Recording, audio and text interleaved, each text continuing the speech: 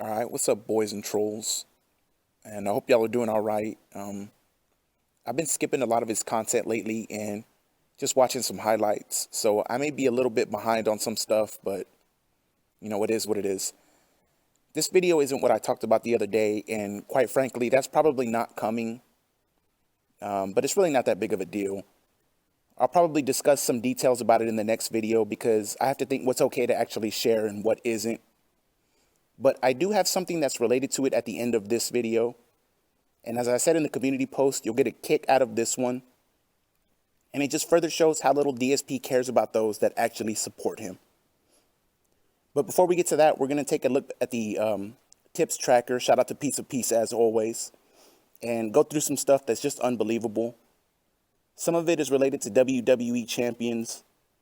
Some of it is related to chargebacks that are 100% real. And then I found something regarding a stimulus check that I'm really not sure about. It could go either way. And then there was a purchase from Lowe's that I just couldn't believe, and we'll talk about that a little. Then we'll wrap it up with the mini surprise, but without wasting any more time, less of fucking. All right, so looking at the tips tracker, and this is fucking incredible. And you have to keep in mind, this is WrestleMania weekend or week of 2020. It's also his birthday. And this dude went absolutely crazy. So he starts off April 1st, and maybe this is all an April Fool's joke. Maybe Phil is going to come out eventually and say his whole quote-unquote career and all the mobile game shit was one big April Fool's joke. Maybe. But he starts the month by making a tax payment of $113. That's really good news. We're off to a great start. But then the fun immediately ends. And we get a $27 purchase at a total of fucking a wine. He must have gotten the bottom shelf gin that week. But now the fun really begins. And I'm not going to read all of these, but I'll name some of them. I'll name off some of the big ones. We get $262, $479. How is that even fucking possible? 217, 3 different 110, 132, 205, 7 different $220 transactions. All right, and I had to stop recording there because I kind of lost my shit, but the man's an animal. How else do you explain this, man? A grand total of $3,584 on 23 microtransactions in one day. $3,584. And these are all 100% microtransactions because they're all from Apple iTunes. And that'll come into play later. But what do you even say? And just think back to all those times where he's saying he doesn't have enough money to buy groceries and take his wife out to eat. In fact, didn't he just say that his YouTube payment didn't come in because of the holiday? And that he was barely able to go get groceries on his day off because he finally managed to save up some of that tip money. And look at this shit. But we haven't even hit the best part yet. He deposits some hard-earned scam money, pays his HOA fee, makes his car payment, and would you look at that, 2 different $35 NSF fees. This dude overdrafted his account to pay his bills because of one night on WWE Champions. But he'll sit there and tell you he's barely scraping by, and his loving part-time wife is in the other room playing video games. And speaking of the loving part-time wife, what happened to that commitment you made to her when she moved in? That you were done with mobile games, couldn't afford to take her on a honeymoon, had to have the wedding banquet in his parents' living room, declared bankruptcy, and look at this shit. My life has been tough. It's been tough. Go fuck yourself, fucking scammer. All right, and this picture is just something kind of weird that I saw. Now, I don't think this $1,200 deposit on May 22nd was a stimulus check. It says mobile deposit, so it was probably scam money, but it's weird that it's $1,200 on the dot. Because when those first stimulus checks went out in April of 2020, they were for $1,200 even.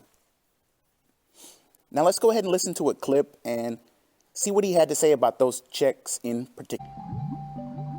No, I didn't get one, Corey M. I did not get a stimulus check. I told you guys I wasn't getting one. Sadly, here's the thing. If the government were smart, they would base these checks on gross income. Excuse me, net income, not gross income. They don't. They base them on net income. No, they base them on... I can't speak English. Hold on a second.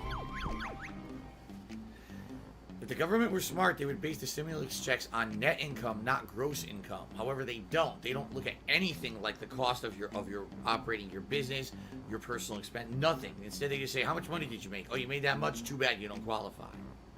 So I didn't get a stimulus check because of that. If it were based on net income, I would have qualified for the stimulus check, but that's not what they based it on. Okay. I don't know why I couldn't say that without fucking it up. Okay. Quote, if the government was smart, they'd base the stimulus on net income, not gross income. Number one, you didn't deserve a fucking stimulus check because you would have just wasted it on mobile games anyways. And number two, you're a bankrupt piece of shit, so you're the last person to criticize someone else and say something like, well, if they were smart, dumbass. Now, as I said before, I don't think that was a $1,200 stimulus check he got. I think it was just a coincidence, but let's see why he damn sure didn't deserve one anyways. So he deposits that money in his account and doesn't spend a dime on anything until 4 days later. And what does he do? $861 on 11 microtransactions in one day.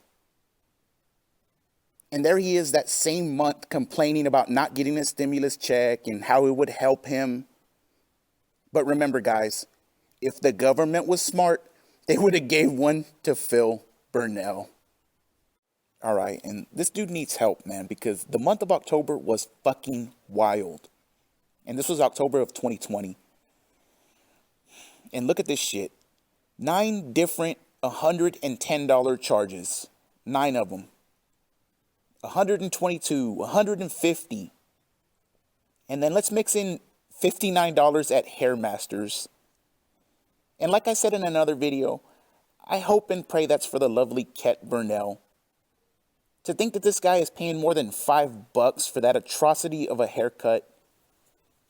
He could close his eyes and take a pair of scissors to his head, and it would probably look about the same. Maybe better. And then 3 more $100 plus charges for a grand total of $1,779 on 18 microtransactions in a 2-day span. Again, what do you even say? So you see on the 15th, he gets his Twitch paycheck, and it's a whopping $7,000 from Twitch alone, not counting tips. And this dude can't save any of it. But before we get to the 16th, I'm going to play a clip for you from about a week before, and I found something very interesting here. These questions. Now, this stream is just like a normal stream. By all means, guys, if you want to help out, please contribute. The best way is right here, sending me a tip right down there. I need the help this week because I got a ridiculous amount of chargebacks this week, which completely screwed me over. If you're watching this show on demand on YouTube, not live, please, if you like the show, please consider supporting it with a tip. I need the help this week. If I can get through this week, I should be all right, but it sucks that I just had so many chargebacks in 1 week. And hopefully now I've put these protections in place that people should not be able to be doing these anonymous express checkout tips anymore that are fake. So hopefully moving forward, I can trust the tips to be real. We'll find out, all right? But for now, let's see what happens, okay? All right. All right, so keep in mind that was from a week earlier. Meaning he is acting like a crackhead and begging for tips because of these ridiculous chargebacks. Now, the chargebacks are 100% true, but this guy just can't help himself. So he spends the $1,779 on the 13th/14th, but then the chargebacks really do come into play. And you see on the 16th, a charge from PayPal for $1,450. And that was for chargebacks. And you can find transactions like that littered throughout his bank leaks. Back when they were marking down the transactions on Kiwi farms, you know, they were just assuming PayPal was a microtransaction, and for good reason, because there's so many of them. But based on all the research I've done, I would say about 10 to 15% of all the microtransactions that are listed from PayPal are actually chargebacks. This is how often this guy gets hit with chargebacks, and he loses them. He just doesn't talk about them because he knows it'll encourage more. Now, I've always had this speculation, but it's nice to finally see some actual proof of it. You think back to him saying, I win all chargebacks and I always keep the money. And it's literally him just coping and trying to discourage people from doing it. It's fucked up, but at the same time, this dude is such a scumbag and lies so much that he deserves it. This is what you fucking get. No simpy, man. All right, so then we shoot up to the 23rd, and you can see another $200 chargeback. And you can even see that Peace flags it for manual review because they're unsure what it is. It's just fucking random PayPal transactions that the automatic voice recording was reading off. And they were just writing it down at the time, so, I mean, it's not their fault. Just one of those things that needed some more looking into, but right after that, we get a $35 charge from Apple iTunes. And that's why I said earlier that all the Apple iTunes transactions were important, because those are definitely mobile games. But the PayPal ones are trickier to figure out. And then you can see on the 26th, he makes 2 tax payments. One for his back taxes and the other for his quarterly payment, I'm assuming. I mean, maybe, I really don't know. So then he pays some bills and they go out to all their usual haunts on his day off. They need a total of fucking a wine. And they got to have DoorDash as well. Otherwise they'll starve. But then look down at the 28th. $380.50 from Apple iTunes in one fucking transaction. This dude is beyond help, man. He's getting screwed over from chargebacks. He's begging for money because of it.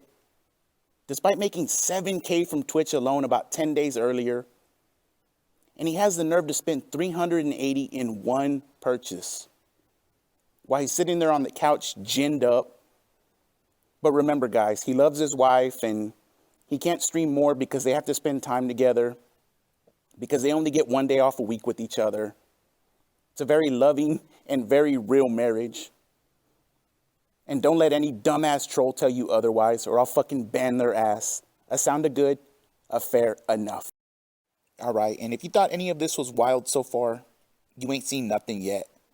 So we start November 30th with some hard-earned scam money.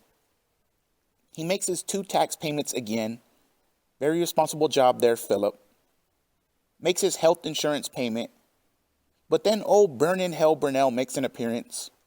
And he just can't help himself, guys. And again, I'm not going to read them off, or all of them off, but I just want to give you a few seconds to look through all of these.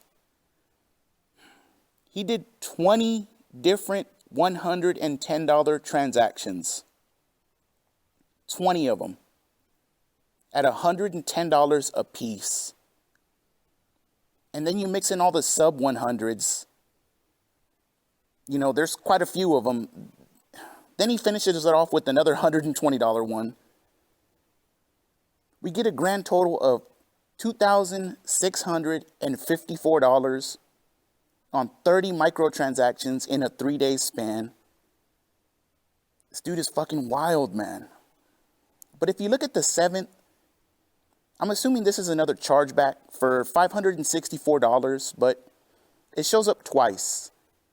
Now, I'd be willing to bet that was just an error, but if this guy indeed got hit with back-to-back chargebacks at that price, you know, that's just insane. But again, he 100% deserves it.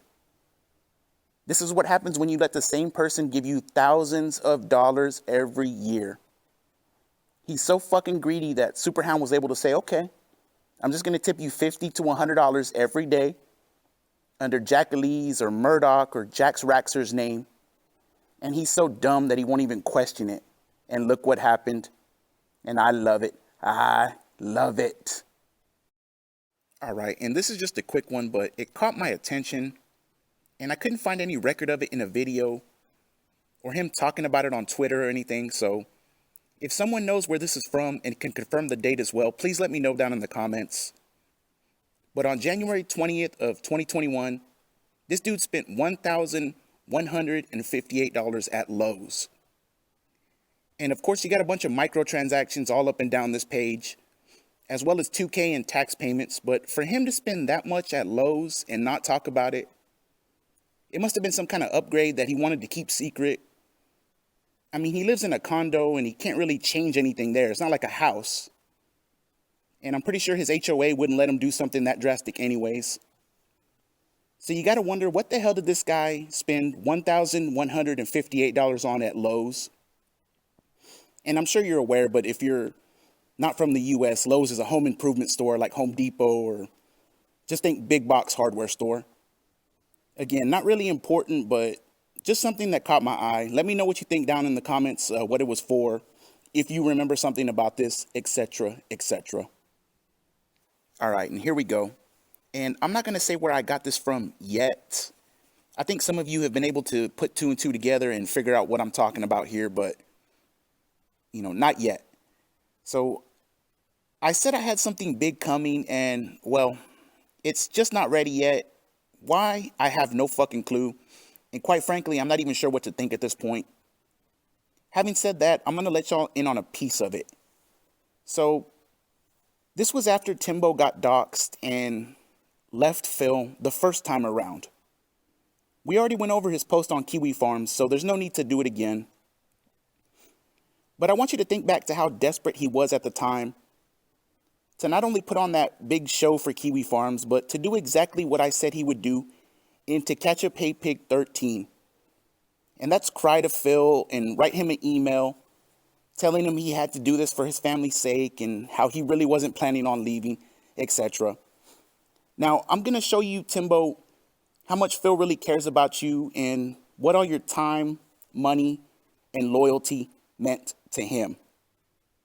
All right, and bear with me while I try to read through this, guys, because I had to crop the picture and I'm zooming in on it now, so it's really small on my screen, so give me a second while I read through this, but these are Phil's words. Timbo's situation sucks. He's a great guy, but obviously isn't equipped to handle the trolling. The fact that he came back to mod, left, came back, and now left again after his doxing is just ridiculous. He basically said he can't mod anymore because his family is at risk and left. Then supposedly he went to Kiwi Farms and posted up a bunch of bullshit to try and sway them to quote unquote like him more and not harass him and his family. It's all bullshit, of course. And I have no idea if it's even him or someone impersonating him in an attempt to actually get the real Timbo to speak out about it. In reality, it doesn't matter. It just sucks that they are still doing this shit and there's nothing I can do about it. I don't know anything about him filing for bankruptcy multiple times because I don't delve into the private lives of my viewers. But sadly, I know that stuff does get posted from my own experience. So he should have known it was going to be revealed at some point, if it's true, and that sucks. Keep in mind that Timbo changed his name to Chicken Man and came back. And this is what Phil says about him. Quote, so he should have known it was going to be revealed at some point, if it's true, and that sucks, unquote. That's how little he cares about you, Timbo. I just put up To Catch a Pay Pig 22, where he throws Vidar under the bus. Look what he did to Major Riot as soon as he found out he wasn't going to tip him. Look what he did to DJ Runo, and it wasn't even the right person. Look what he did to PW Dubs to teach him a lesson. If you remember back to Catch a Pay Pig early on, look at Lord Lamb and what happened to him. What is it going to take for these people to understand that he legitimately wouldn't piss on you if you were on fire right in front of him? Yet it's always a collective effort from everyone to make sure he doesn't have to get off his lazy ass and get a job. People are literally going into bankruptcy to support this guy. And when they need his help, what's his answer? Well, that sucks, but he should have known better. I also love how Phil knows that Timbo can't mod anymore because his family is at risk. but somehow doesn't know if that's the real Timbo on Kiwi Farms, despite the fact that he's saying the exact same thing. This dude is so slimy, and as long as he doesn't have to lift a finger to help you, he really doesn't care. Anything goes. And just in case you can't understand everything I just said, Timbo, Phil basically said it's your fault that all this happened. Oh, and that you're not equipped to deal with the trolling, whatever the fuck that means. All right, and that's the video for today.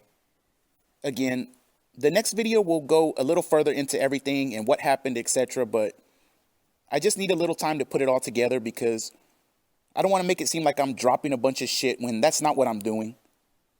Let me give a few shout outs because people are being very supportive of me and it's just extra motivation. And speaking of motivation, just for the record, YouTube's not going to pay me for the month of January. And, you know, they're probably not going to based on the fact that they paused my partnership.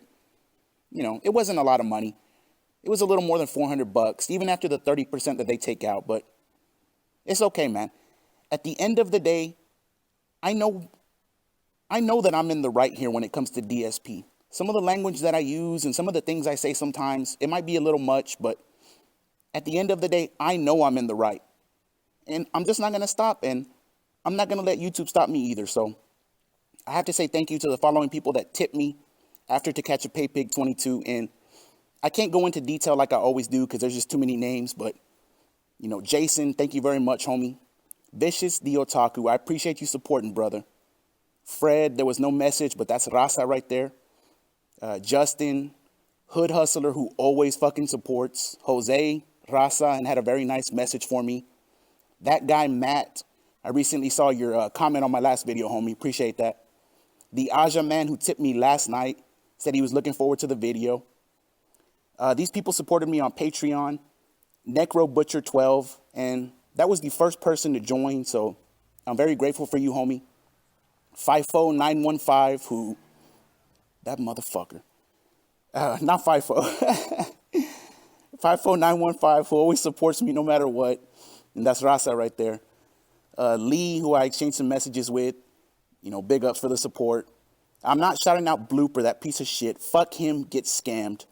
Mizzy, thank you for supporting. And then finally, Khan. I'm not sure what their YouTube name is, but I exchanged messages with them as well. Big ups and thank you for believing in me. I appreciate all the support y'all show me. This is the only reason why I keep this shit going, because I do get tired of it, but it is what it is. I'll try to have the next video out maybe by like Sunday. You know, I'm going to go all out, man. Fuck it. I'm going to go all out, but I got to do it tasteful as I can. We'll see what happens. Thank you for all the support. Thank you for believing in me. And what else can I say, man? Fuck DSP, right? So I'll talk to y'all very, very soon. Thank you for riding with me.